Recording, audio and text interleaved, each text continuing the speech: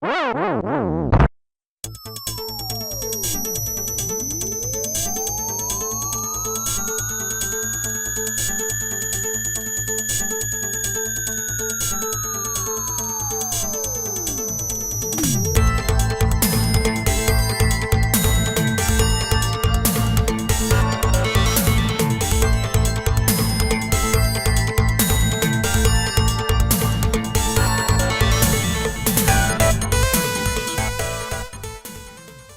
and welcome to Video Game Hangover.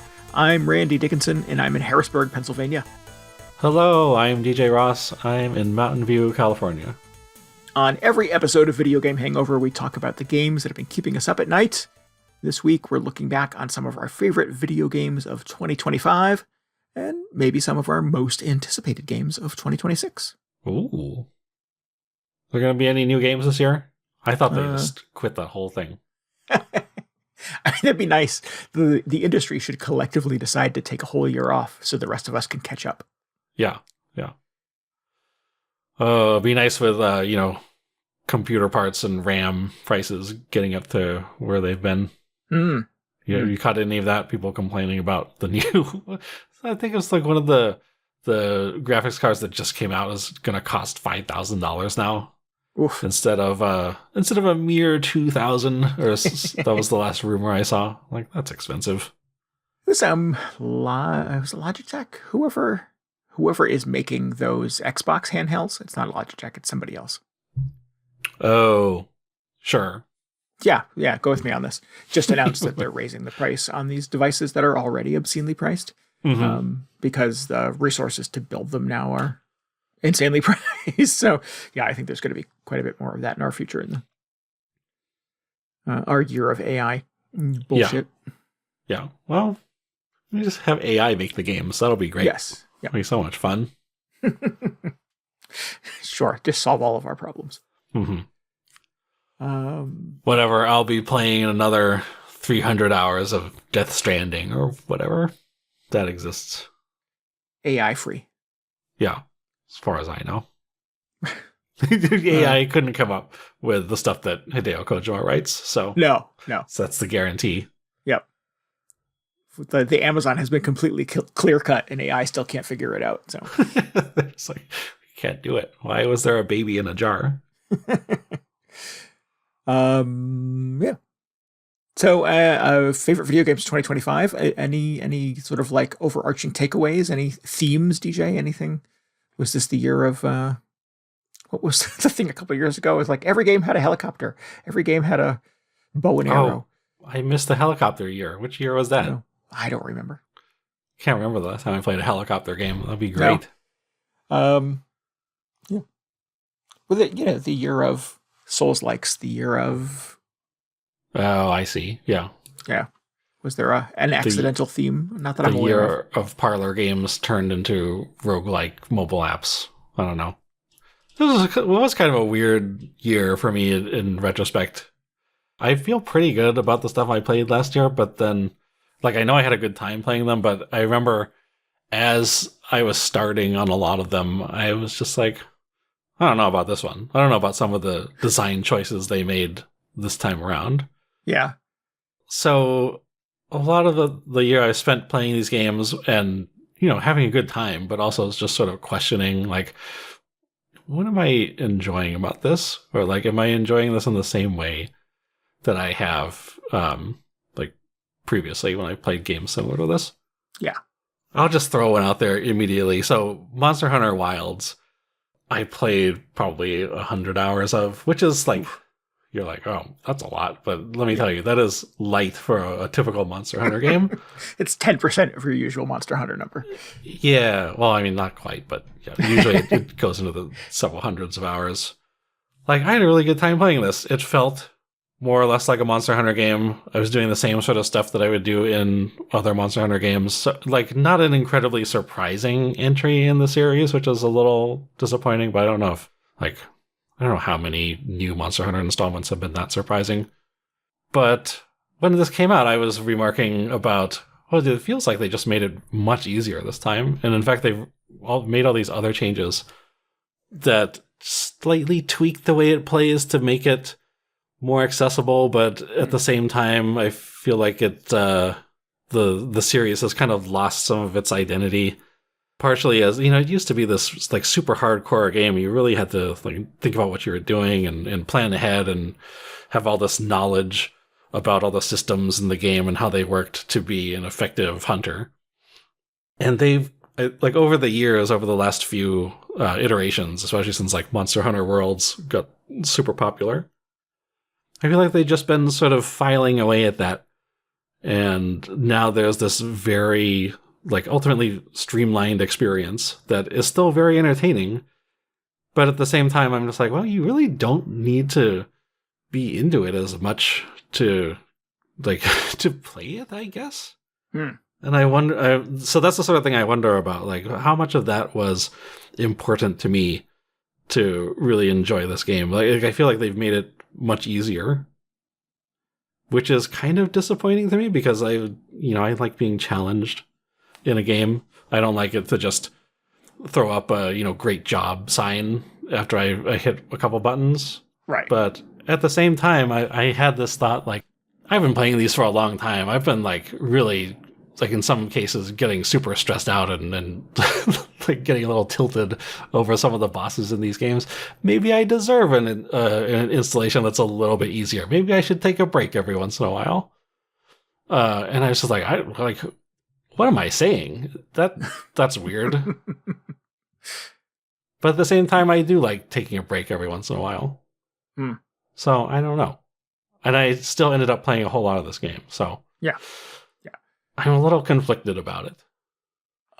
Yeah, I feel like there is a conversation we inevitably have on the show when there is a new Monster Hunter about how it's not how it used to be. It's much more accessible. It feels more like these other video games where it used to be its own very specific thing. It's only a very specific identity in the past. So I think there has been a dilution of the Monster Hunter formula, and as this is not coming from an informed perspective, just from listening to you kind of like share your opinion on them over the years of them kind of losing the sense of what this game is or was at some point or another in the past. And that, all things change, all things evolve. It would be a bummer if, the newest Assassin's Creed game was exactly the same as the first Assassin's Creed game. But I don't know. At some point, it's no longer, it doesn't sort of represent the thing that it was once upon a time anymore. Yeah, it's definitely, I mean, so like a lot of it feels similar. And yeah, I think we had a very similar reaction, or I had a similar reaction when World came out. I was like, this is much different now. Yeah. Because they had removed a lot of sort of points of friction for people. But I think in that case, it really worked. And some of those things, I will admit that, like, oh, okay, some of this actually did feel pretty archaic. Like, you could, like, some of these changes are an absolute upgrade.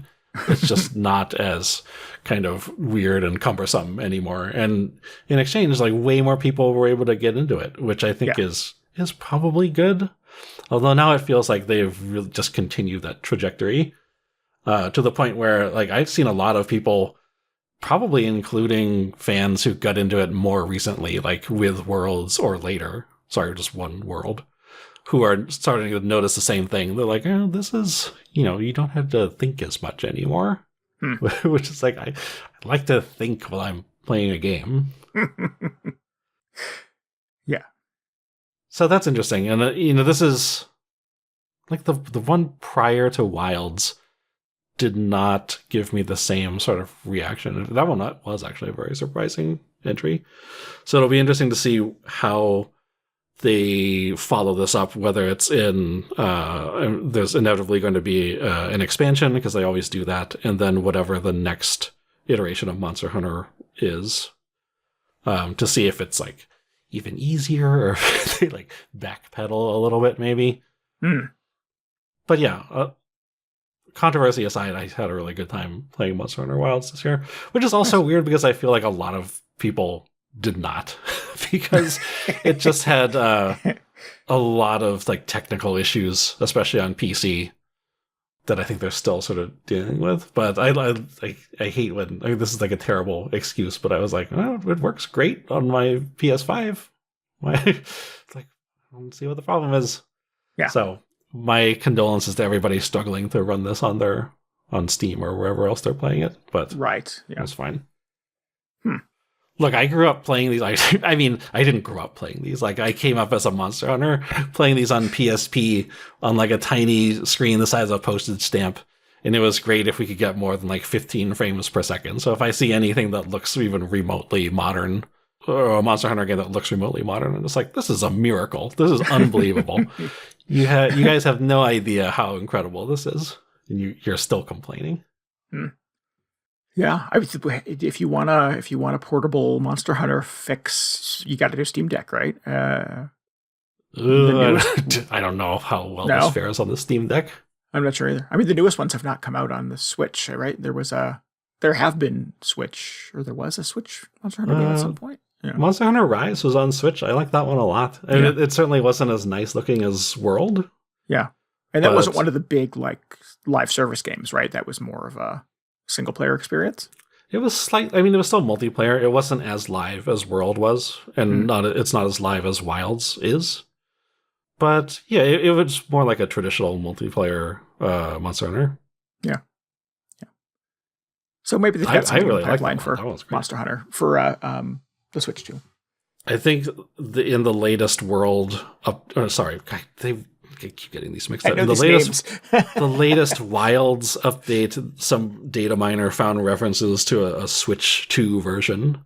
So that sounds like it might be happening, but it follows that they're going to do an expansion that'll probably be on anything, especially if it's coming to Switch 2. But then, like with Monster Hunter Rise, that was a Switch exclusive for a long time. So people are saying like, oh, maybe they'll do that again. Maybe they'll just be kind of a slightly less next gen Monster Hunter on Switch 2 for a little while. So I'm curious about that because like I said, I liked Rise a lot, probably more than World even. Yeah. So I'm curious to see what they do. But anyway, weird stuff. Like, pretty sure I enjoyed it, but still spent the whole time questioning what was going on. Yeah, I mean, we didn't bounce out off of it after 3 hours, right? It was really no. Yeah, so it was good enough to hang with for a little bit. Yeah. How about you? Was it a weird year for you? Well, I think it's definitely the year that I've played the least amount of video games. At least in sort of recent history. I mean, we went bi-weekly with the podcast last year, so I didn't have to feel compelled to generate new content, play something new every week for the podcast. So I was able to kind of dig in a little deeper, to marinate a little bit longer on some games, which was cool. That's good. So I think I played fewer games, but I played a lot of games much longer than I would in the past. So yeah, that feels good because I think I've had a bad habit of like starting, big dumb open world games in the past, and I would get a handful of hours into them and just like get distracted by some new other shiny thing and move on. So to be able to really dig into some of the games that came out last year was definitely a treat. And it was surprising to me when something like that would click. Like earlier in the year when the Switch 2 finally came out, that was May, I think. It came with Mario Kart World, and within a few weeks, I had like 40 or 50 hours of playing that game. And I was like, oh, I used to think I don't have time to play 50-hour games. I don't have 50 hours that I can give to a video game. And then all this time, you could have been finishing Persona 5, but coulda, shoulda, yeah, or Yakuza, or some other giant video game that I just couldn't get around to finding the time to play. And then here came, a stupid kart racer, and I was able to put 50 hours into it pretty quickly. So, yeah, I mean, it's not a stupid kart racer. It's a pretty good kart racer, actually. I think it's a pretty good Mario Kart game. It certainly is kind of an interesting approach to it. I mean, you're still just driving in circles or occasionally driving in straight lines. But there's some fun stuff kind of happening behind the scenes with the open world and the interconnected routes and the way that it sort of approached the characters that you could race as, where they were digging into kind of like Mario Kart history with all of these kind of ancillary characters, turning the kind of unlock and achievement of getting those characters into a bit of a metagame in itself. And yeah, just a ton of people playing it at once. So felt like a big online kind of shared experience as you were kind of discovering all the corners of this world and unlocking characters. And, I'd see somebody racing as, oh, you get the cow pretty quickly. Who were some of the harder characters to get in that game? The Fishbone. I'd see somebody racing as Fishbone or Kamek in the game. And I'm like, how the hell did you get that? How do I get that? That ostrich. I don't think I have the ostrich yet. Yeah.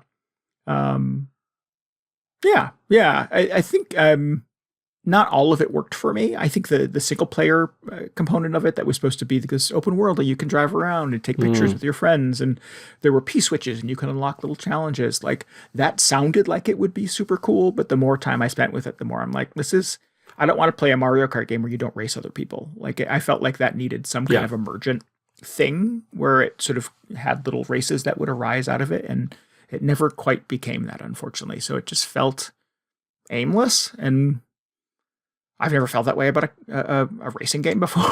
Like, the point of a racing game always seems very clear, and it was not in the single player side of Mario Kart. But the online stuff was great. It was super easy to sort of play alone. It was even more fun to play with friends. I did quite a lot of both of them. Yeah, it was a good time.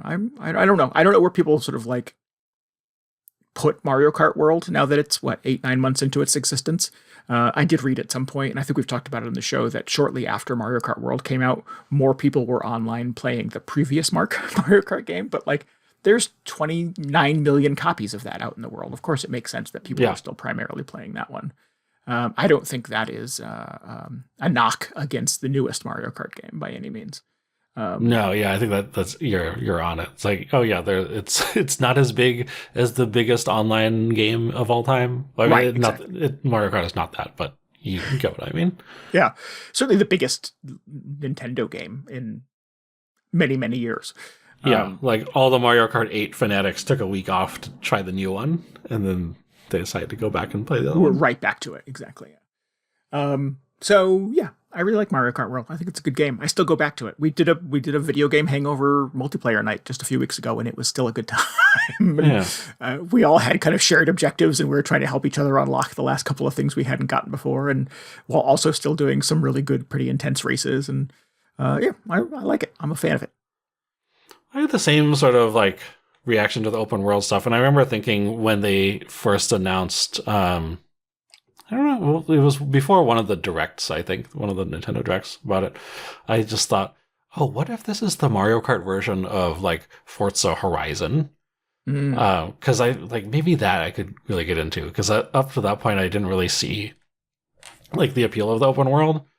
But I remember also thinking, like, I don't know if the actual driving in Mario Kart is fun enough for me to just want to do that by myself. Yeah.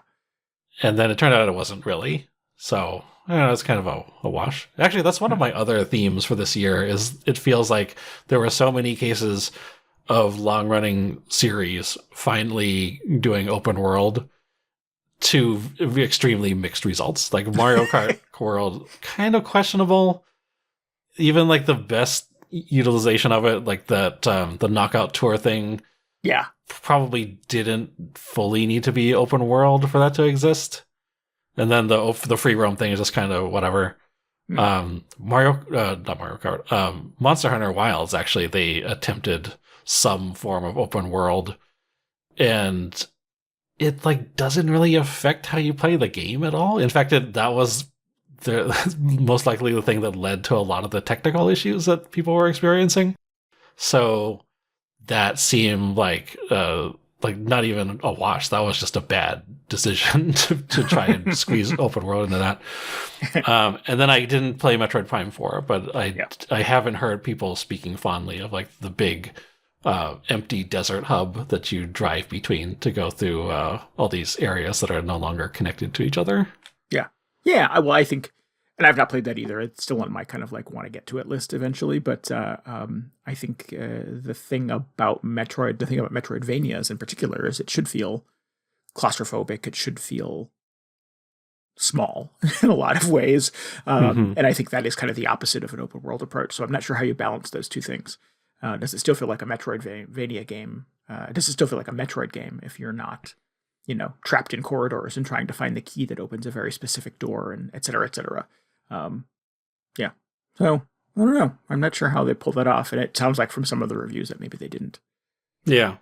So it's weird. It feels like I feel like the open world boom was years ago already. So it's kind of strange even that these series are like, now is the time. Now we're going open world. Like, I don't know how long they've been in development. That's the question, right? I think maybe. That's true. I think Mario Kart has been cooking for some time. Yeah. Yeah. So Mario Kart World. I like it. I won't apologize for it. I'm not sure if people still like that game or not, but I think it's a good time, and I go back to it every now and then. Yeah, it was fine. I don't know what it would take for a Mario Kart game to like blow me away these days, though. It's more like, oh yeah, there's a new one. Like there's just gonna be a new one every few years, and it's usually like it's very familiar, which is not bad because it's hard to make a bad Mario Kart. Right. Yeah. But also that's like maybe that's another one of my trends. It's like more iterative games rather than stuff that is super like innovative and revolutionary. Like Death Stranding also spent a lot of time playing last year. After getting through the whole thing, I feel like it was mostly just Death Stranding again. In fact, the sequel, you mean? Yeah, more Death Stranding 1. There was like new story, which I don't care about because it was ridiculous. But a lot of the stuff I was doing in that game felt like almost exactly the same as the stuff that I was doing in the first one. Again, like Monster Hunter Wilds, very streamlined. And actually, I should give them credit because they did make a lot of changes that made things much easier to deal with. Like there wasn't nearly as much friction and weird stuff. Like the intro was much more streamlined. They get you up to speed much faster. They get you a lot of your cool delivery equipment faster. So, it's a breezier experience. And at the same time, there were people complaining that like, oh yeah, Death Stranding one was a much more hardcore sort of challenge for people. But again, I deserve a break. but at the same time, I was like, what is new in this? Is anything new? In fact, there were like a couple of pieces of equipment they added that I was like, oh, this is the big new thing. I wonder how this is going to work. And then it turned out that was actually left over from like a Death Stranding 1 director's cut that they released a few years later that I didn't play. So I was like, well, so what actually is new? I don't So really it was know. new to you, but it wasn't new to Death Stranding. Yeah. So, I mean, it was fine. I still played quite a bit of it. It was just a nice sort of thing to relax to, building roads and hiking up mountains and stuff. Yeah. But kind of surprising to me that, like, from Kojima especially, I was like, where's the big crazy gameplay revelation? Did he just put all of his effort into writing a weird story this time? I don't know. Huh. You do know we're supposed to do our favorite video games of 2025, right, DJ? I liked it. I was just like, but I was like, this is just more of the same thing. Yeah. But that's okay, right? That's why I'm telling you that this is why it was a weird year, because I played all these games and I'm just like, why am I liking this so much? This doesn't feel like some crazy new exciting thing. Yeah, so I maybe the trend is, or the common theme is, everything was very familiar. Yeah. I mean, I like a little gaming comfort food. I think there's to a degree. Yeah, I think as I've gotten older, I'm less inclined to do or try games that are like, no, I don't like that kind of game.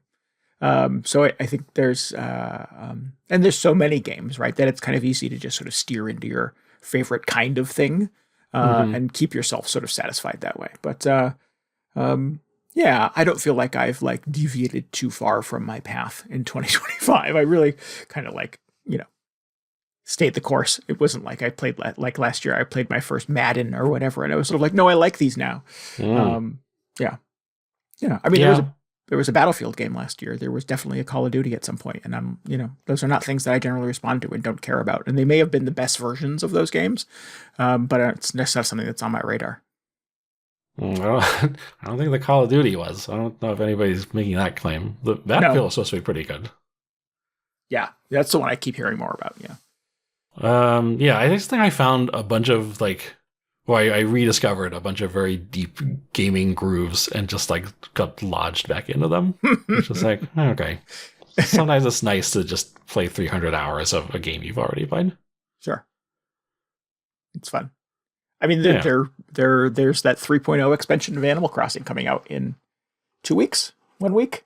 And this is a game that I have already put 500 hours in, and I'm excited to go back to it. There's like, I have a sense of anticipation that is sort of like, oh, it's a new Animal Crossing game. I know it's not, but there's like, what is in the update? Is there anything like all I know is you can craft more than one item at once, which is something I really wanted 5 years ago. Yeah, feels very luxurious. Yeah, there's a whole other thing. There's they've built a hotel at the end of the pier. And you can, oh, that's right. You have people who check in and out of the hotel, and they need theme rooms, and you sort of participate in the operation of the hotel and stuff like that. So there's a bunch of other like very sort of steered objectives that come with it, and a bunch of other kind of quality of life and additional little upgrades and things that happen in the rest of the island too. So it's not a reboot by any means, but and it's certainly not a new Animal Crossing game. And we'll talk about this inevitably in 2026 when I get my hands on it. But yeah, I think there's enough new there that I'm eagerly excited about dipping back into it. And it's certainly, again, an experience that is gaming comfort for food for me at this point. We'll see. I mean, it's been a while since I spent a decent amount of time on my island, so same. It'll be fun to go back to it.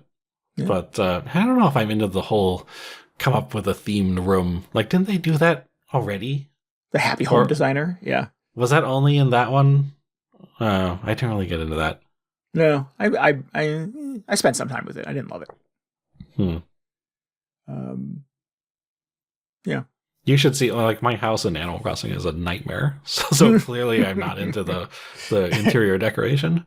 Well, the fun thing about the new one, and I'll stop talking about it at this point because, again, we're going to get to it in 2026. But Mr. Rossetti is back, and he will kind of reset your island or reset your house for you upon request.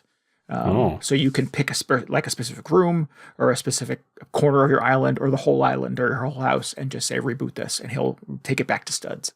And you can start building again from scratch without giving up all of your campers and all of your inventory and all the bells that you've acquired and et cetera, et cetera. So the game now has a function in it that allows you to sort of restart, essentially, without losing your progress. I don't want to do that. I spent so much time terraforming the island. Oh, see, I didn't do a lot of that. So my island's still going to do that? natural. I don't know. I'm not sure. I think there's definitely stuff. We'll talk about it in 2026. Okay, yeah. We definitely have a lot of 2025 games to talk about. Oh, man. Sticking with my Nintendo theme, the other game that came out for the Switch 2 that I spent a lot of time with was Donkey Kong Bonanza. Yeah. So this was good. Yeah, this was a pleasant surprise. I've never been excited about a Donkey Kong game before, so when they started teasing this one, I was like, I don't know. And then the more I saw of it and the closer we got, and the more it sort of became clear that it shared a lot of connections to the development of Super Mario Odyssey, which is a game I love. It shared some structure. It shared a lot of sort of development folks, and it shared the soundtrack composer. It just seemed very much like Donkey Kong Odyssey in a lot of ways. So, once I dipped into it, though, it was super fun. It's super compelling. It's classic Nintendo. There's a lot of really fun tools and a lot of interesting exploration bits and like trying to break the game and little secret objectives that emerge and things like that. It's loaded with tons of really fun characters, and the whole digging, blowing things up, exploding things. Speaking of terraforming element of it was always super compelling. Trying to dig for secrets. It was always really interesting to sort of like see after 3 or 4 hours of plugging away at a very specific level, how much of it I had destroyed and torn up, and bent to my will, and how much of it I had cracked or knocked over or exploded or whatever.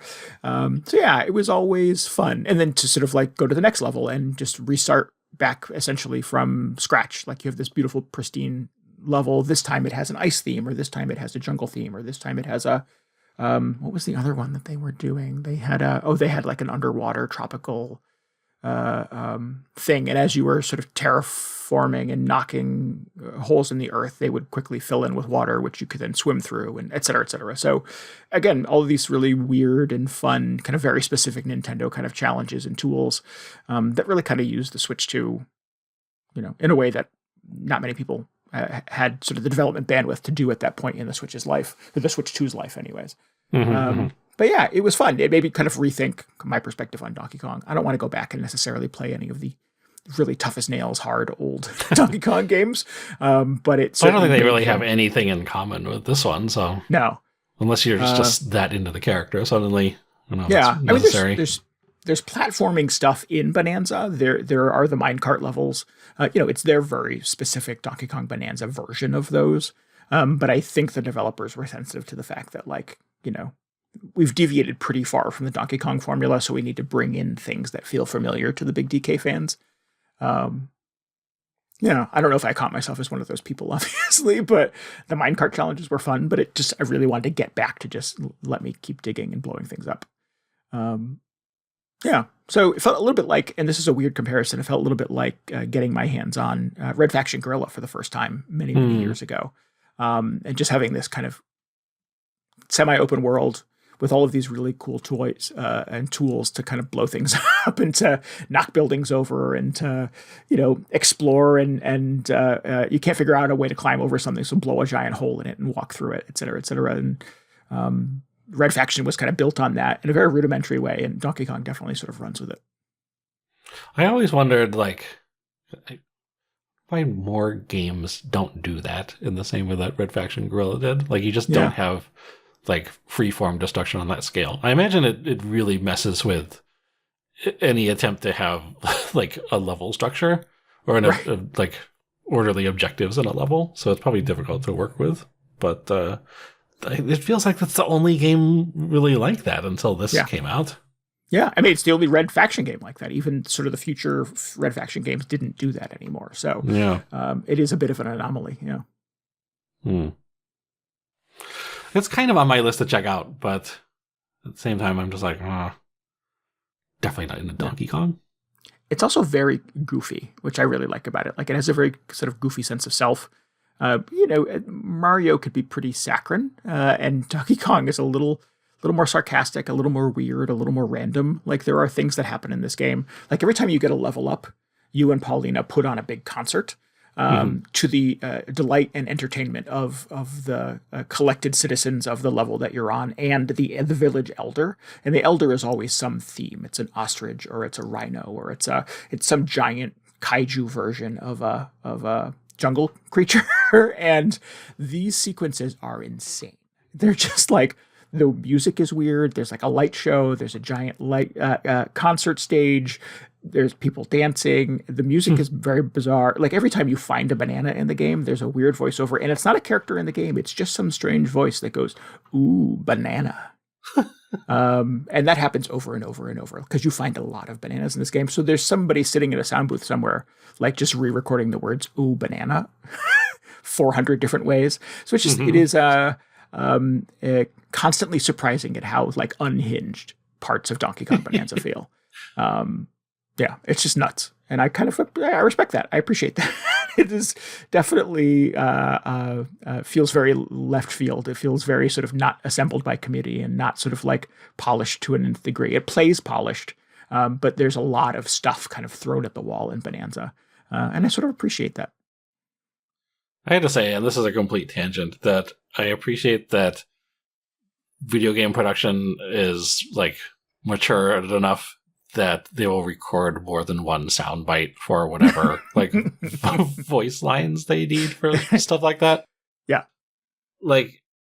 And I don't know how long Street Fighter has been doing this, but all the characters have multiple variations on each of their attacks now, so they're not just saying the exact same thing every single time. If Bonanza had come out on the Super Nintendo, it would have just been one banana or whatever, dot wave. Just you'd hear it thousands of times throughout the course of the game.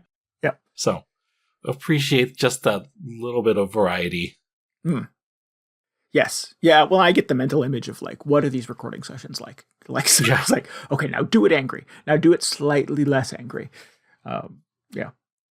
I wonder if they do it like rapid fire, or they're just like, okay, for this one, this is what I want to put into this one. We're going to have this as a separate option, the audio. For the next 8 hours, we're just going to do happy bananas. Yeah. Tomorrow we'll do the angry ones. I don't know if that's exactly how it went, but it is wild. Is it Donkey Kong's voice, or is it somebody else saying? No, I don't know whose voice it is. It's some narrator or something, but you don't ever hear that voice anywhere else in the game. It's just, a weird, disembodied, disconnected voice kind of weird. That says, "Ooh, banana." Is it one of the talking flowers from Super Mario Wonder? I don't know. That'd be funny, though. It would connect those worlds, at least. Yeah. So, Donkey Kong Bananza. What a pleasant surprise. Hey. What else you got? What else I got? I played a lot of Promise Mascot Agency. I played a little bit when it came out, and then I went back to it last month. I've been playing a lot of it since then. And again, another weird thing, I'm just like, I think I'm enjoying this. But at the same time, I played Ghost of Tsushima last year, and the whole time I was playing that, I was just like, this is everything I hate about open world games, where you're just like, the world is not super interesting. It just feels like a big map that you go around visiting the icons and collecting power-ups that give you a 0.2% boost to some stat. And that's essentially what you do in Promise Mascot Agency. You just drive around and you go to all the icons. And then it almost at times feels like an incremental game where it's like, oh yeah, I clicked 100 cookies and now I get an extra half a cookie each time I click on one, and then it just continues forever. But inexplicably, I just had such a better experience playing this, and again, it's part of my confusion over all games last year. I guess it's just like the writing in this is so good. All the weird mascot characters you run into have such strange and specific personalities and background stories. All the characters you run into in the town have their own thing going on. It almost feels like it's like only the side quests from a Yakuza game. So there's no big like central Yakuza conspiracy, although there kind of is, I guess. But like the focus is on all the little weird characters you meet on the side. And just everything's very well written. It's really funny in a way that video games are not typically funny. Like it's like a lot of the situations you're in are just humorous. They're not just characters dropping jokes out of the blue. There are so many times where it's just like, I don't know if you have this tendency, they'll throw a dialogue bubble up on the screen and it's just so weird. I'll just like take a screenshot of it and like that's weird. That's just like, it's just a strange thing for somebody to say. But yeah, I feel like it's just so rare for a game to be funny this way. I'm just like having a really good time playing it. Nice. What else was I going to say about this game? Oh, the fact that it's Kazuma Kiryu himself doing the voice of the main character is just an unexpected delight that I did not know was going to be the case going into this.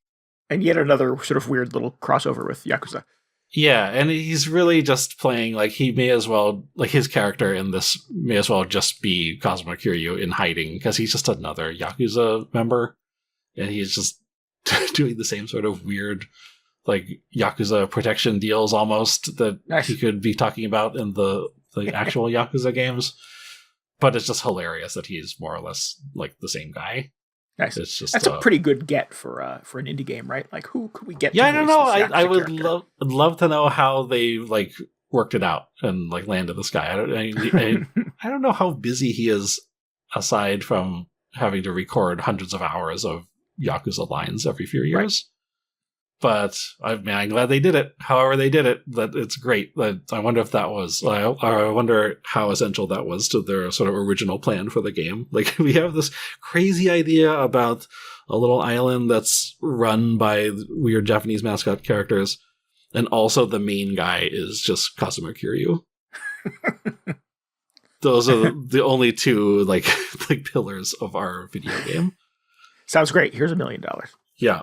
It's just so weird and whimsical. And the fact that you're just going around collecting Assassin's Creed towers or pickups or whatever doesn't bother me as much as it did in Ghost of Tsushima. I have to see if I put this on my Steam wish list, because every time you talk about this game, I'm like, I should play this. This sounds like fun. So yeah, I'll have to make sure I keep it alive, keep that dream alive for 2026, because it sounds like a good time. It's just like I like kind of put it in the same category as Death Stranding, where it's like I don't know if it's like there's not a lot of friction along the way. It's just sort of like, I'm gonna drive my truck around, pick up a few of these things, just kind of hang out on this island for an hour or so, and like that's it. I feel like I'm not especially challenged by whatever's going on in the game, but it's sort of fun to just explore. It's fun to drive a little truck. And I like all the characters and the writing. It's really good. Right. That goes a long way. Absolutely. Yeah. I mean, if I want to feel challenged, I'll just go back and replay their other game, Paradise Killer, because that was you had to do a lot of thinking in that game. Put it that way. I didn't finish it, and it's been far too long since I played it, so I should probably just restart it from scratch. But that was incredible. The amount of time I did play with it. Yeah, that was. I didn't get far with that one. I was interested. I liked the look of it, and I had heard the writing was really good, but it was sort of hard to figure out what was going on. Yeah, you really gotta be like locked in for that one. Yeah, it's like it's like what was the other one? Obra Dinn. It's like just you are now an actual detective. You gotta make some decisions and like take notes and everything. Like, oh my god, this is maybe not what I was trying to get into this weekend. But there were a couple of puzzle games last year that I think sort of brought that level of it, like Blueprints, which was deeply lauded over the course of the year for being kind of an interesting approach to a very obtuse puzzle game, or Lorelei and the Laser Eyes. Which I no less than 3 times have tried to play and have gotten to a certain point where I'm like, I have no idea what's going on in this game. And I like a good, dense puzzle game, but for some reason, neither one of those I could sort of get to a point where I felt like I was making any substantial progress. Yeah. Yeah. Those are the types of games where I'm just like, I need to not have anything going on for 1, maybe 2 weekends in a row, and then I'll just get through this whole thing. Because otherwise, just devote myself solely to this undertaking. yeah. Otherwise, I'm just going to forget stuff. A puzzle game that I did really like and have a good time with. This will come as no surprise to anybody who heard me talk about the previous game in this series, but Strange Antiquities. I really liked. It was certainly one of my more anticipated games of the year, based on Strange Horticulture from a couple of years ago being one of my favorites of that year. But the sequel is. Probably more of the same, but you're in this one, you're running a kind of antique store that has a lot of interesting and kind of dark artifacts. You grow your inventory over time. You're not the usual shopkeeper. You're kind of an apprentice. So you're playing from the perspective of a bit of a more clueless character than you were in Strange Horticulture. In Horticulture, it was all plants, so you were using a lot of context clues and customer requests and stuff like that to try to sort of figure out, is this the right plant to help you poison your husband? And in Strange Antiquities, like the field of antiquities could be a lot of things. It was a lot of jewelry, but there was also a lot of like mystical vases and strange wooden boxes, and so you were no longer just trying to figure out a plant. It could be any number of interesting and weird kind of artifacts that would be carried in an antique store. So it was no longer just sort of like, does it have pointy leaves or does it have rounded leaves? You were looking sometimes at like 10 different necklaces, trying to sort of figure out which one was the specific gem and the specific feeling. And the cool thing about the way that these games structure is it's done like a workshop desk where you have like resource materials and you consult maps and you look for entries and look for pages out in the overworld that are missing from your resources that you can add in later that help you be smarter about identifying the right antique for somebody's specific request. So yeah, it is in a lot of ways, it's just you doing like research and trying to like not sort of mistag an antique that fills people with dread and disease when they put it in their house. But yeah, there's just something about sort of compelling about that feedback loop. And about kind of the overarching story about kind of like darkness on the edge of town, and this collection of like proto-Victorian neighborhoods and these strange occurrences in the woods just outside of the city, and et cetera, et cetera. And so it's a lot of really kind of fun and dark and creepy things that kind of overlap with you doing this very humble thing of just sort of running an antique store.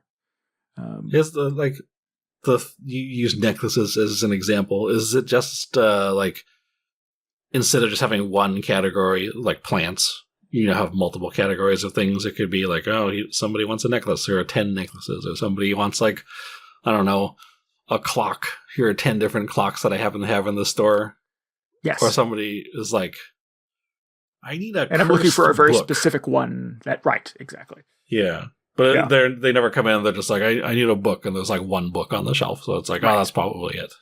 No, it's never that. No, of course not. It's like, I need something with like watch hands. Right. How many watches do we have?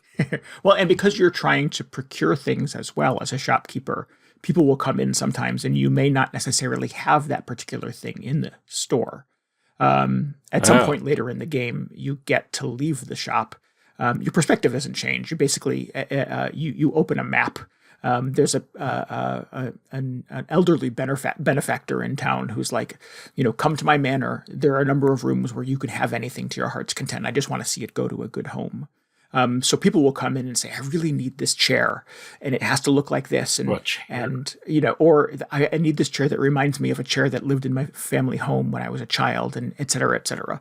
And you'll be out in the world, or you'll be in this elderly gentleman's manor, and there's like 50 chairs for you to choose from, and you have to find the exact right one that will satisfy that customer's needs. And there's always some sort of like shady, sad story connected to it as well, because of the tone of these games.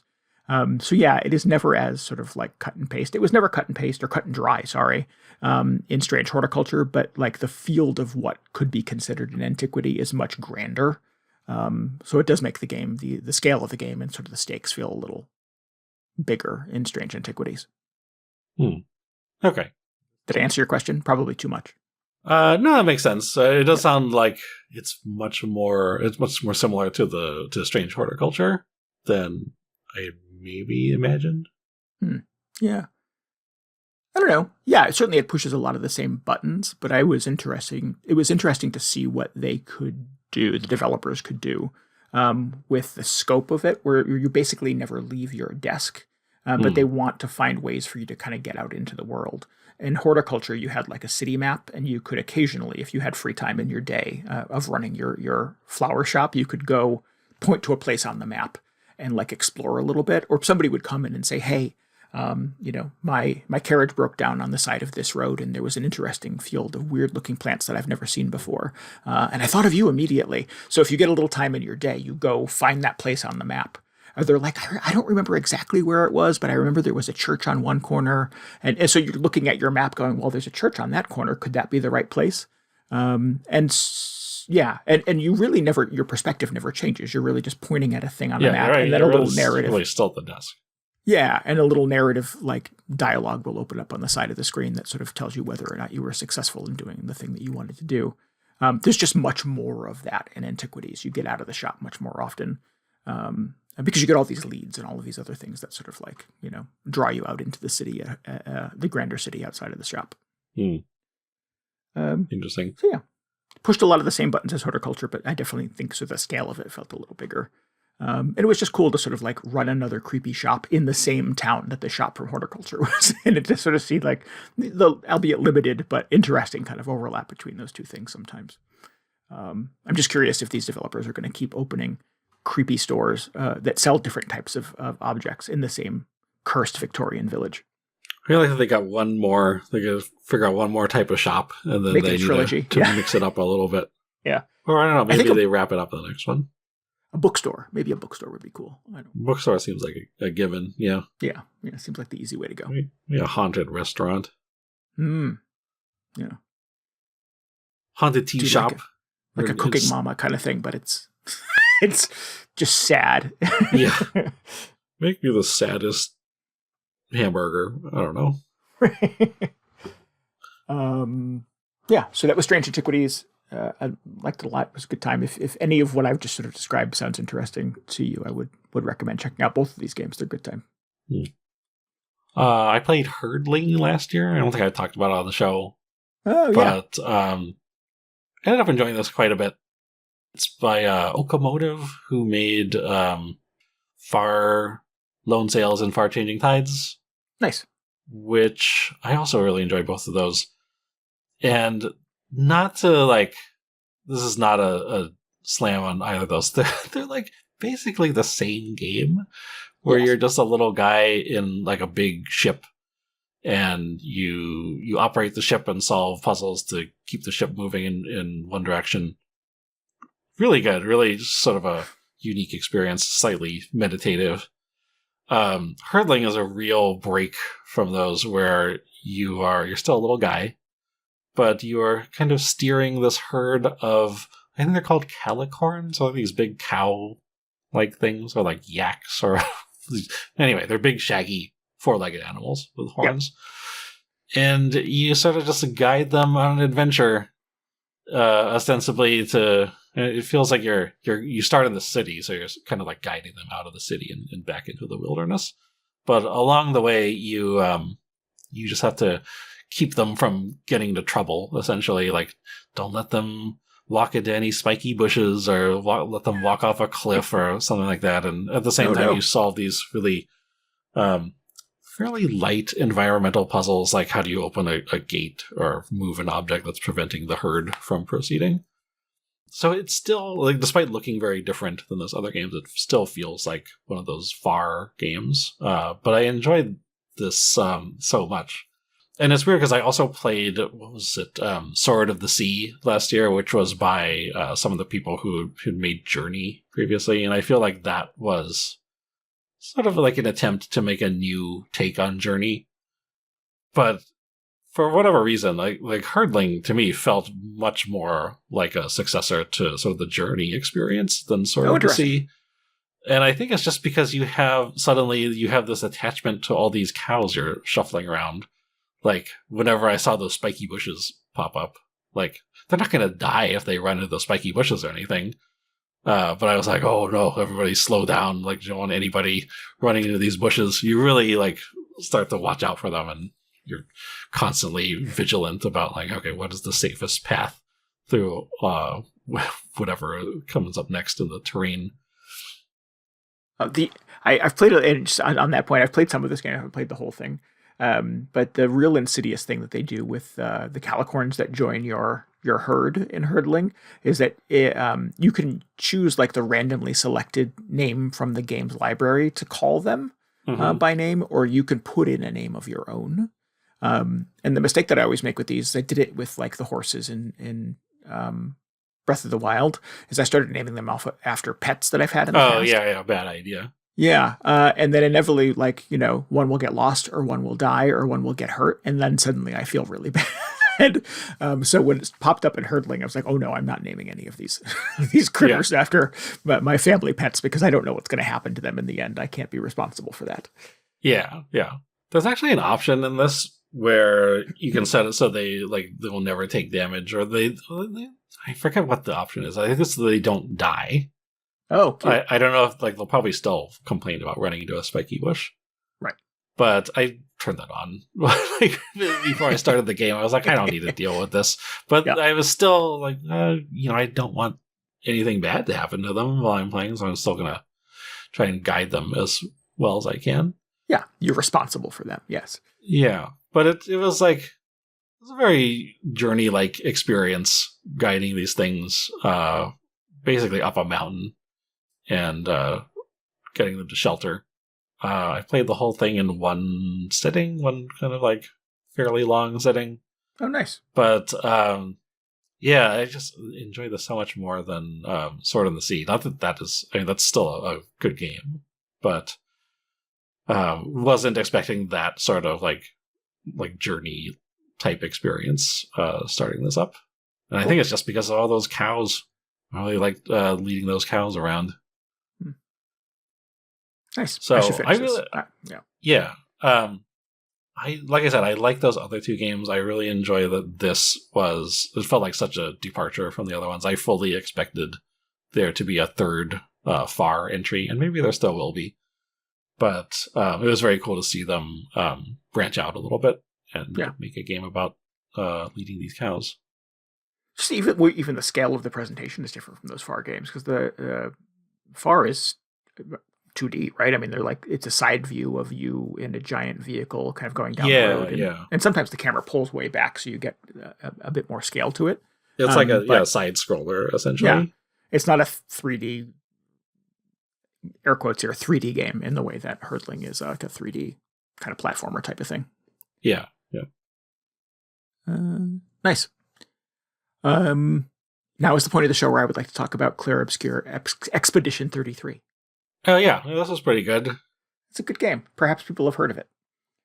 I know you've gotten way more into it than I guess you didn't really play it when it came out initially. No, I haven't. I've not really had a chance to sort of talk about this kind of in the course of the usual flow of our shows. I only just got to it in the last couple of weeks.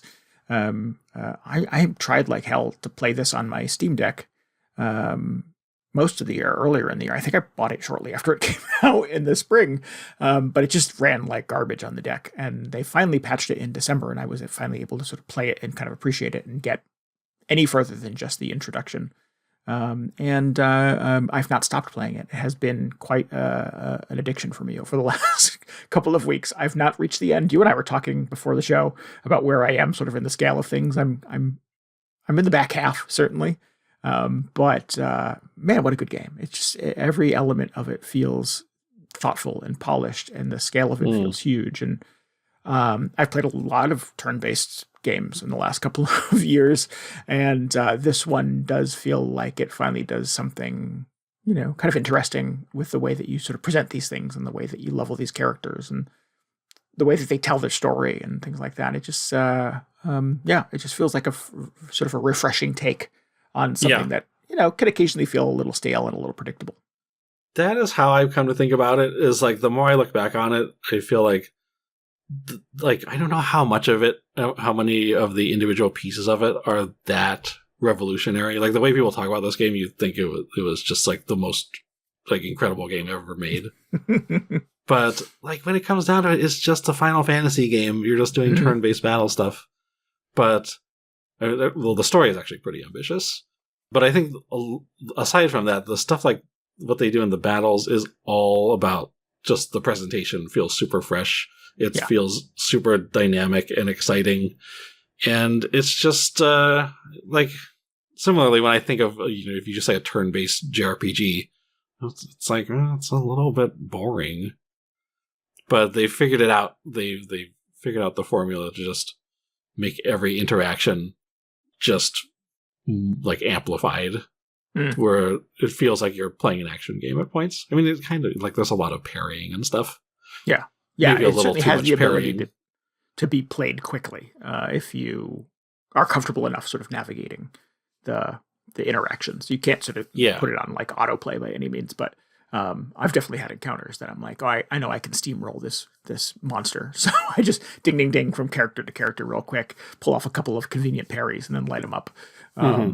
Yeah, but then you get a much longer, and it's always funny. There's a timer that pops up at the end of every battle, but sometimes I'll spend 13, 14 minutes chipping away at some giant kaiju that I'm trying to take down with my tiny little team. And it's wild how long those battles go on. And typically I don't have like a lot of patience for that when it comes to these types of games. I like to kind of get in and get out.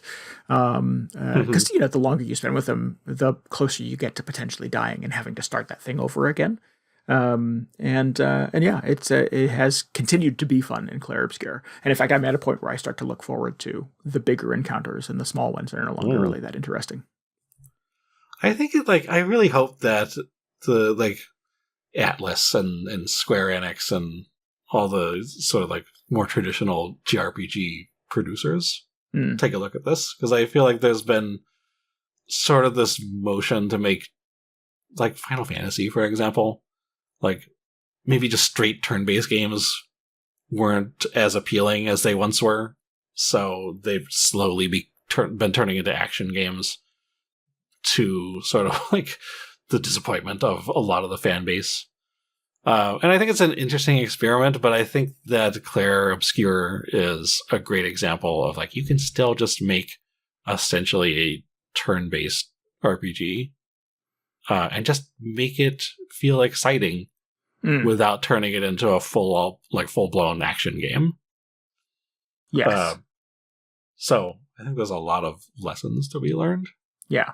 Yeah, and I think the way that they sort of achieve that is not through diluting it, is not through making it less or making it more of an action game, et cetera, because the mechanics of the way that the characters operate, and the way that combat happens, and the way that you level them up and level their weapons up, and et cetera, is complex. There's a lot of like bells and whistles. Like I've played 40 hours of this game, and when you and I were talking tonight before recording, I was learning stuff I still didn't know. So maybe I'm not smart, but I doubt it. I occasionally am smart, but no, somehow I mean, there is a lot of complexity there. I don't think it's because you're just like, oh, I can't deal with this, but you know, it's a lot to learn. Thank you. That's nice of you to say. But it is unlike something like Final Fantasy 16, where it's like, oh, after every new map, you go to the store and buy the new sword, which gives you +1 to your attack or whatever.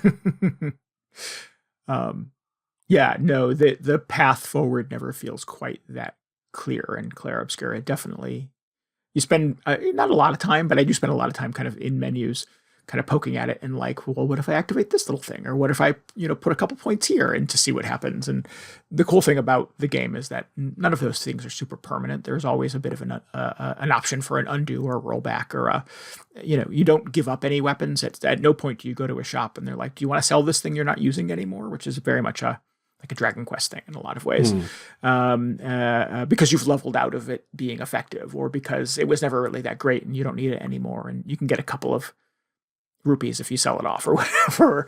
But in Clair Obscur, you just keep everything that you've collected throughout the course of the game. So at some point at 40 hours, you have this like library of tools and abilities and resources and things that you can kind of like remix and remaster and reassign across different characters in a way that sort of feels like kind of an elegant build occasionally.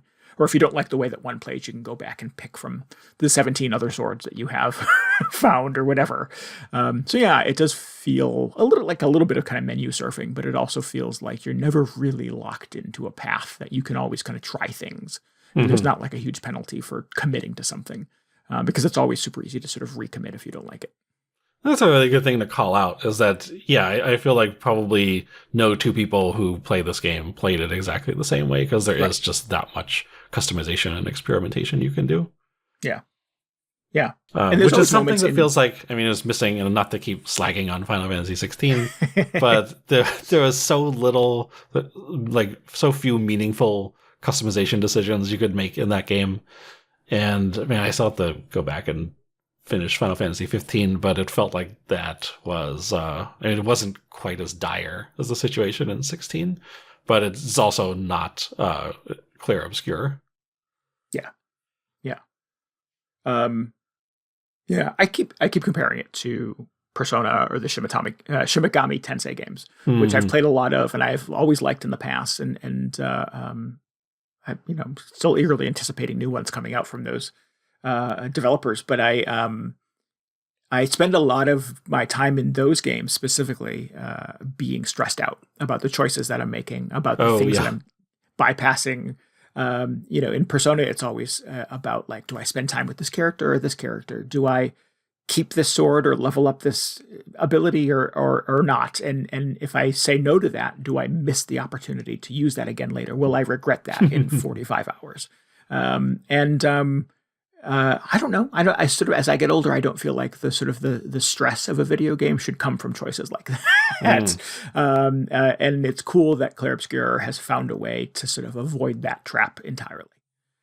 You should play that Metaphor game. I heard they did away with all of that. Oh, nice. That is that's on my list. That keeps popping up during Steam sales, and I'm like, do I have 100 hours to spend on this? Because it is also a huge game. But maybe after Clair Obscur, maybe after my sort of like refreshed and reinvigorated take on the RPG experience, maybe I'll go back to that one. All right, I'm looking forward to hearing how that is. Yeah, there's also the Dragon Quest VII remake coming out in February. I want to play that too. Oh, you didn't like that the last time it came out. Yeah, well, we'll see. Maybe the third time's a charm. The third time? Well, it's the second time. Second time's a charm. I was gonna say, I probably missed the first time. But yeah, man, Clair Obscur, Expedition 33, lives up to the hype. I think it lives up to the hype. I've been very into it. Yeah. Oh no, I liked it a lot. It was, man, just everything about it felt so fresh and new. Even though after spending, I forgot how long it took me to complete it. I could like sort of see like, oh, this is it. Like when you strip away all the fancy coats of paint, it is just a like turn-based RPG, which is fine. It's just a very solid version of one of those, but it's just so exciting. They just crack the code, and yeah, I hope other people, other developers take note.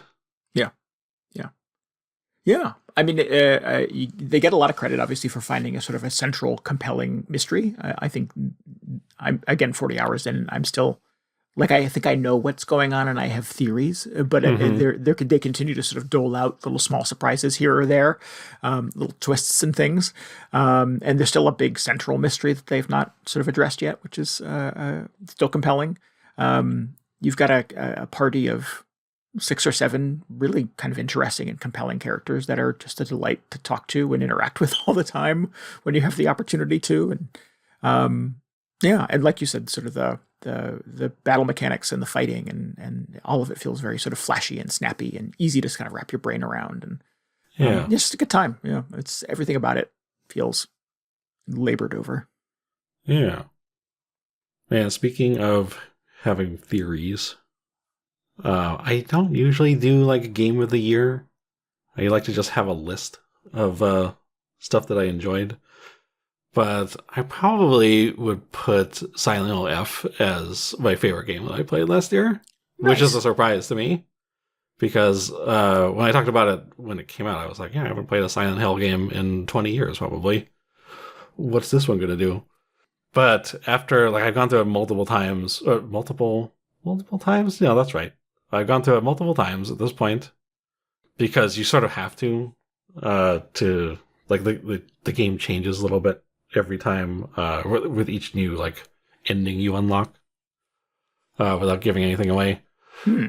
But it is just like the story in this is incredible. It might be my favorite Silent Hill game. I really like that first one. I really like the first one as like a horror game. Because it's just terrifying. And weirdly, I feel like Silent Hill F maybe not great as a horror game just because there are so many stupid jump scares in it. It just got irritating. There's so much combat. They were right. There's a lot of combat in this to the point where I think they released an update that like reduced some of the combat and it still feels like why am I constantly fighting things? But so like I don't know if it's great as either a horror game or an action game, but like as an adventure game, which kind of all survival horror games are to some degree, it is kind of like a singular accomplishment. I love a game where you like it's great if you can go through it multiple times and like experience new things. But the way they've structured the story, the way they sort of like dole it out to you, sort of like recontextualizes events or theories that you've had about what is actually going on in the story every time you go through it differently. Oh, interesting. Yeah, it's really good. It reminded me a lot of 13 Sentinels, which I think probably one of the best stories in video games. But there was this kind of the same deal where you weren't really replaying the whole thing, but you were constantly just encountering new evidence that, oh, maybe something else is going on. Maybe this is not really the situation as I understood it. And it doesn't, like, Silent Hill F is not quite as convoluted as 13 Sentinels. 13 Sentinels is ridiculous. But I mean, the most amazing thing about that is it did actually come together at the end. And I feel like Silent Hill F does as well. But I love that. Like, the first time I played it, I had theories. And the second playthrough, I thought, okay, well, maybe it's something else happening. And then the third time I was like, okay, so maybe it's this new thing, but it's also those other things. So I can't remember the last game I played other than 13 Sentinels that had this kind of experience. Maybe Clair Obscur, actually. Clair Obscur, maybe not quite as, like, layered as something like Silent Hill. But yeah, it's just, I like something that you go through it and you can still kind of like think about it afterward. Oh, that's interesting. I don't think the first Silent Hill, which I would argue with you is probably one of the better video games, if not the best Silent Hill game. I don't think I would call that layered by any means. No, it pretty much was just like weird and scary. So to see the series kind of evolve in this direction and to operate on the level that you're sort of indicating it operates at is intriguing.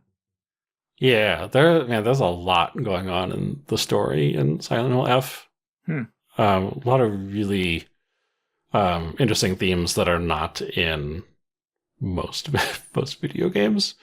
So I think it's just like, it's one of those stories that I think stands up on its own. Like, people will say, oh, it had a pretty good story for a video game, but this is like, oh, it is just a good story wherever it might show up. Right.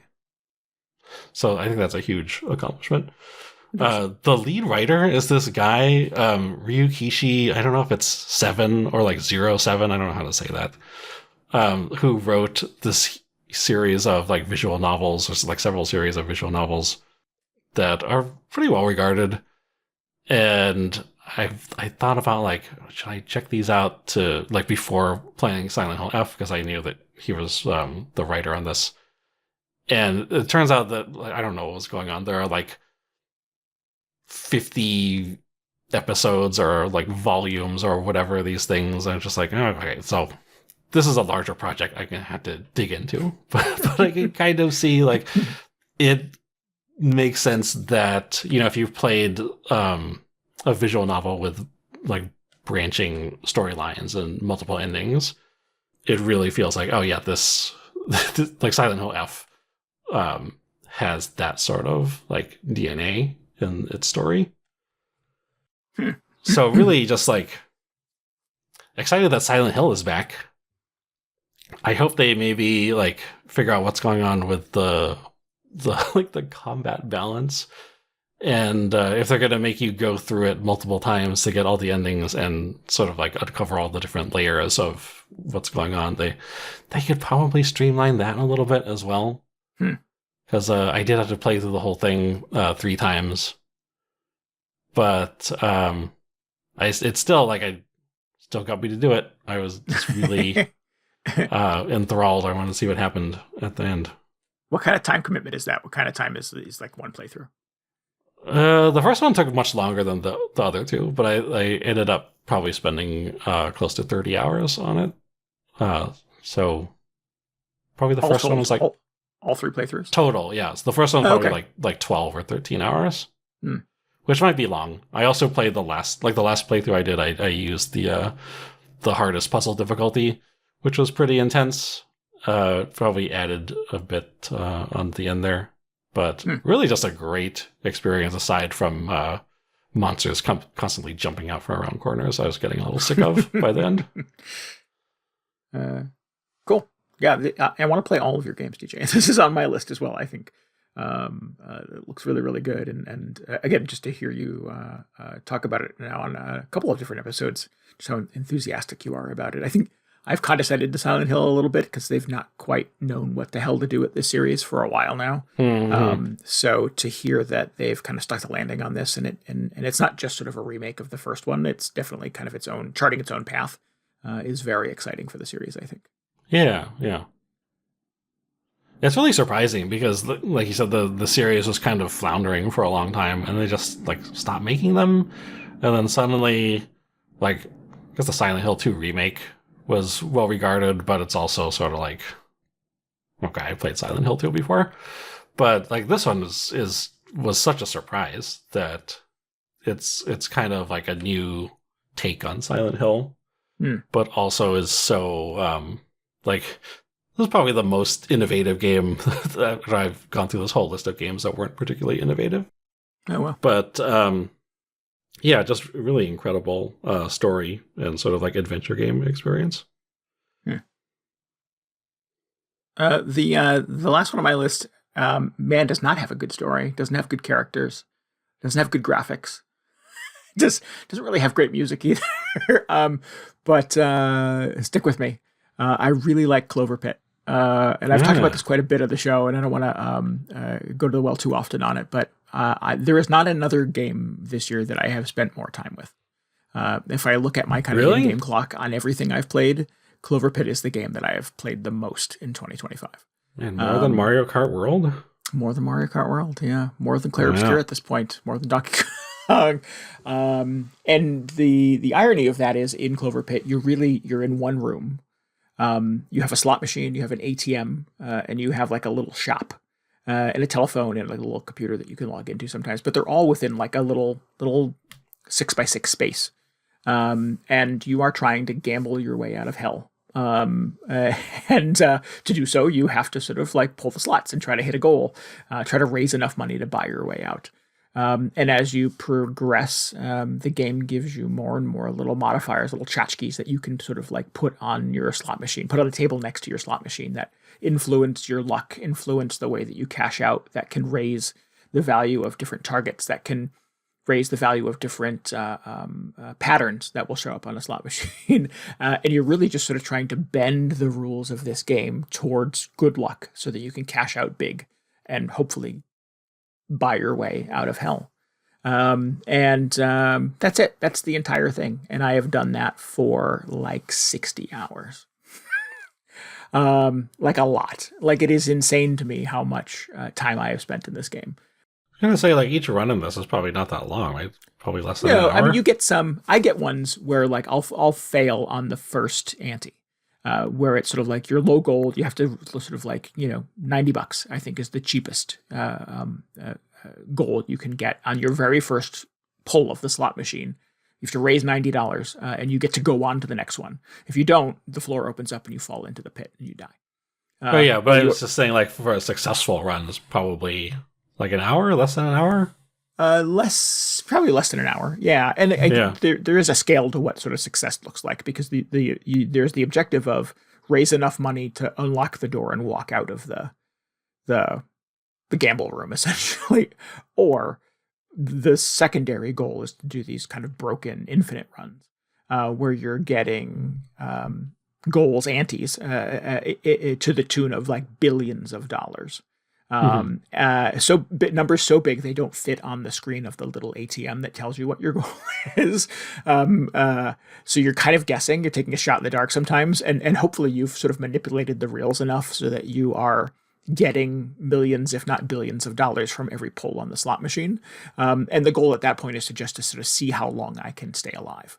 As the game continues to increase its goals and objectives every single time, and you continue to get access to new artifacts that sort of influence your luck, the crazier the stakes get. And I've had 2 or 3 really good runs that are an hour to an hour and a half long each. I had one that got a goal so big that it didn't fit on the screen. There's this mathematical thing where they use the letter E to indicate exponentials of numbers, and it was some crazy 15-digit long number with an E on the end that meant it was some factor of X number of times beyond that. And then every pull of the slot machine was doing, billions, if not trillions of dollars towards that objective. And I came up short. I don't even know how much money I came up short because I can't figure out how to do the math. I just knew I wasn't in the ballpark and the floor opened up and I died. But that was after 90 minutes of me essentially kind of breaking this game in a way that was super fun and satisfying. And I immediately lather, rinse, repeat, started a whole new game over from scratch from there. So there's just something about that loop that I found very compelling and I found super satisfying. This sort of drip feed of giving you new artifacts and new toys that you can buy and new good luck charms continues to be super satisfying.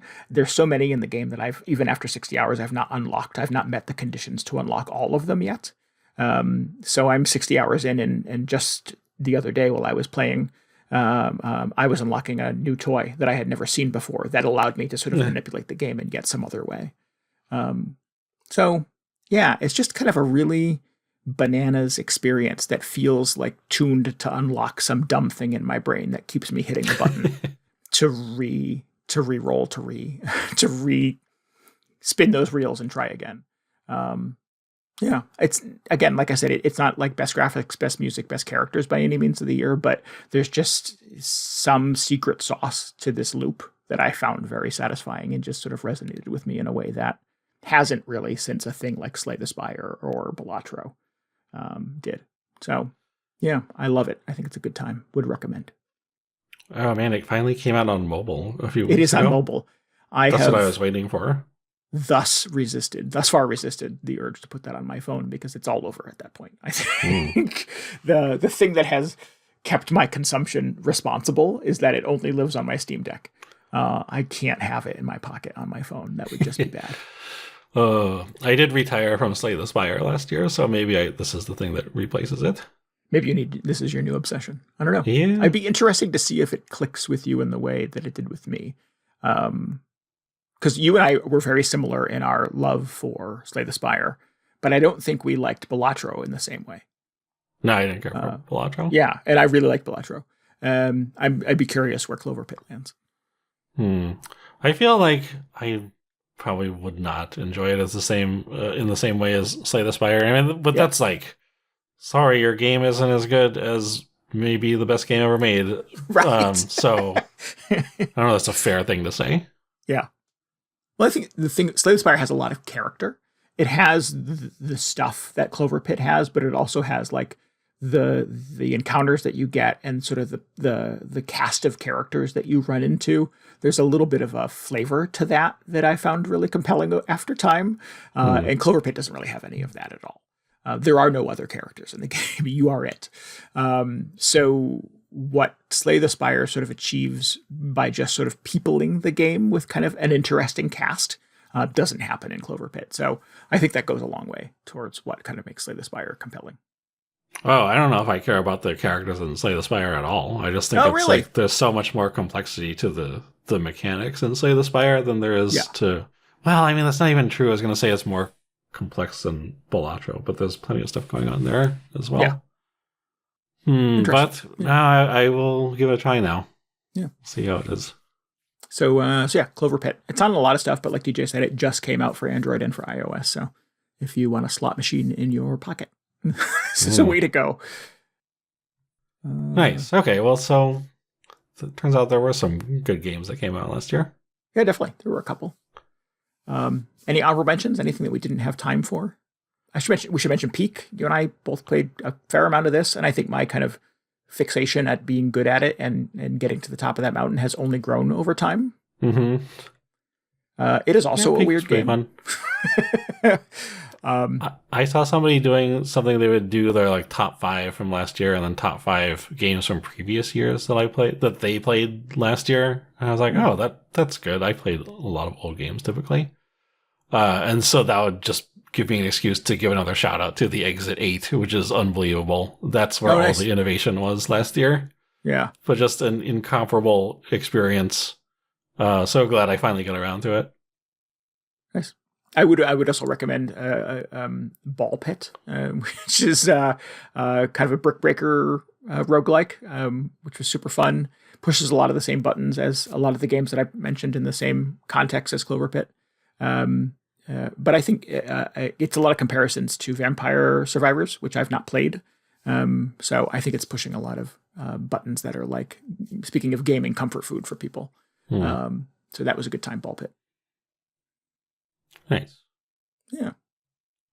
how about most anticipated? What are you looking forward to in 2026? Oh, I thought it was something, which is we're right around the corner. No, that's not how it works. Final Fantasy 14 Fan Festival is right around the corner. Is it? From us. Happening in, what is it, April? Soon. Oh, yeah, that's usually where they announce the next expansion for the game, which hasn't even been on my radar. But no, I should be getting excited about it. Man, it's been a tumultuous year for Final Fantasy XIV. Not that the game is, like, nothing bad happened to the game, it's just the community has gotten so whiny and insufferable that it's going to be interesting to see if they are making any big changes with the next expansion to placate some of these people. But, I'm always interested. I'm always excited for whatever the next expansion is going to be. I hope it's better received than the previous one because I don't want to listen to all the complaining as much. But yeah, a big expansion is always exciting. So, man, I'm gonna start thinking about that now. Get your tickets. No, I wouldn't actually go to it. They usually just stream it online, so that's much easier. It is in Anaheim this year. It's usually in Vegas, right? Yeah, it used to be in Vegas. They outgrew that apparently, so they're doing Anaheim Convention Center. So it's closer than it has been, but I feel like I just watched the keynote stuff at home, and there's less travel involved. So looking forward to that though. Cool. I think I can safely say that we're both excited about Slay the Spire 2. Yeah, it's gonna be good. Yeah, which is supposed to go into kind of, I guess, a version of early access in March. Is that right? Yep. Late March. So they've been pretty tight-lipped about most things Slay the Spire, which is fine. I don't need to consume everything. I know I'm going to play it. But I think they've done a pretty astute thing with their newsletter, with kind of, keeping people's appetite whetted without having to give up everything that the game contains. So yeah, big anticipation, and I'm excited to kind of get my hands on it and see what they've done with the formula. Yeah. I want to know where the Watcher is. Yeah, I wonder if those characters are in there somewhere. I'm sure they're coming back at some point, like 100% guaranteed, but it doesn't look like she's part of the starting roster. Right, yeah. Yeah. I was thinking, is it like a Borderlands thing where it's like a new cast of characters every time? But like the characters slightly different from the previous one or somewhere else. Yeah. Yes, yeah. They're just the same classes, but just different characters. That'd be cool. Yeah. I don't know. We'll see what they do. We will all learn together. I kind of don't like the new designs of the existing characters. I mean, then this is getting into it maybe more than we want to. But I was like, oh man, I wonder if I get a classic skin for like the Ironclad and the Silent. Oh, I don't know if I've seen the updated artwork. I'll have to take a look. Yeah. Or I'll just have to wait for the game to come out and play it. Yeah, just got a few months left. It is not that far away. Yeah. What else? Anything else you're sort of eagerly anticipating? Nah, that's it. That's it. That's all. That's a pretty good year. Final Fantasy Slay the Spire. That's all you really need. That's it. Yeah, I just got to get back in my groove. Maybe Death Stranding 3 will come out. Where's Dragon Quest Builders 3? Come on, guys. Yeah, it's weird that that's never happened. They had the remake came out, so now is the time. I hope that's something they're working on right now. Put that on the Switch too. That would be incredible. Yeah, you play with a mouse. Yeah. Oh, do I want that? That would be good. It seems like the right place to put that, right? Yeah. Oh, maybe that's all was missing. All right. Well, they're probably taking the extra time to add that in, and then they can release it on the Switch too. It'll be the last game I ever buy. With a limited edition slime mouse that you can hook up to your Switch. I guess thought I was done collecting those things, but maybe I'm back in for that one. Save your money. Cool. All right. Well, that's a pretty good list. We'll inevitably get around to some, if not all, of those games. Yeah. Yeah. We should let everybody know that we will be back in their ears next week with a rare once-a-week episode. We're going to share, before we get too far into 2026, we want to share our favorite video game music of the previous year. So we're going to drop that episode in your ears just 1 week from today. So make sure you subscribe and you'll get that served up to you. Yeah. It's a good one as well. Lots of bangers. Yeah, I hope so. Yep. The feel-good hit of the year. Just the most boring tracks from 2025. If you need any additional video game hangover in your brain, you should always follow us on Blue Sky. Just look for VGHangover.com there. And you can get show notes and links and tell us what you thought about this episode at VGHangover.com as well. We would love for you to join us on Discord. You can hang out with us and chat about video games and such. You can get a link to that at VGHangover.com. As always, it would help us immensely if you would subscribe, rate, and review us on your podcasting app of choice. We are on all of them. And maybe help us out by telling your friends about the show as well. Yeah, we appreciate that a lot. It helps us bring in new listeners. They can join the Discord and start a flame war over their favorite video games of last year. They can explain why Death Stranding 2 was, what, good, bad? I'll take either one at this point. Just, I want to know what people think about Death Stranding. Or whatever. Doesn't have to be Death Stranding. I feel like I'm the only person who played Death Stranding 2 last year. Yeah, I don't feel like it was the talking point that the first one was. I think the first one was like so left field and so memeable that I remember getting it getting a lot of like hype at the time. And then I don't know that the second one, I was surprised that it had come out actually. So I don't know. I don't know what that says about its reception or about how many people were playing it. I certainly knew you were playing it, but well, I know that I can't be the only one who played it, because then who were all those other couriers online who I was sharing structures with and completing deliveries for? Right. So, shout out to all my imaginary Death Stranding friends. Yeah. All right. Well, on that note, we'll be back next week. Yeah, make sure you listen to that. It's good. I actually just uninstalled that from my PS5 because I was like, I'm done with this game. But just talking about like doing deliveries again, I'm just like, maybe I should put it back on. Oh man, sorry. Let's wrap it up. Okay. Until then, this is Randy Dickinson. This is DJ Ross. Thanks for listening to Video Game Hangover. Goodbye. Good night. See ya.